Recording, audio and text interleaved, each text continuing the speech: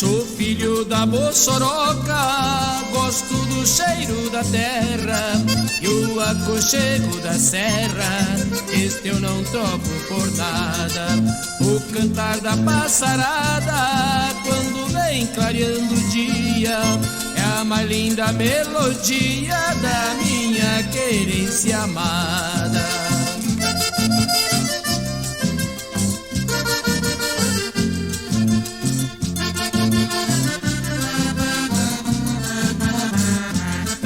Rincha o potro na coceira e o gado muge nos campos.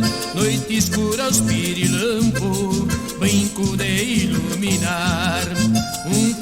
Quero a gritar, nos fala de alguém passando, de alguém que está procurando um lugar para pousar.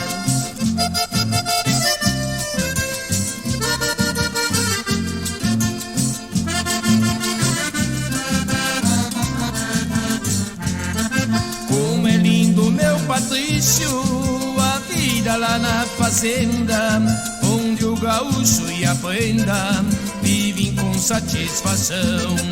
Nos fandangos de galpão cê toma canha no frasco, nunca falta um bom churrasco e a cuia de chimarrão.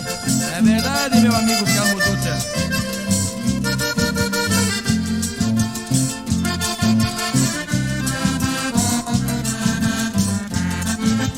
Conhecer Bossoroca, a minha terra dourada, e no domingo a pionada, no sinuelo das missões, no culto das tradições, vão revivendo o passado, para ser sempre lembrado por futuras gerações.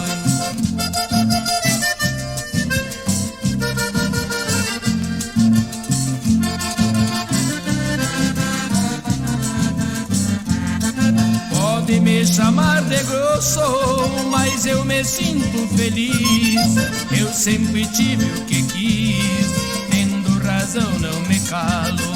E também posso informá-lo que a Bossoroca é um tesouro, é onde o feio de ouro não faz melhor o cavalo.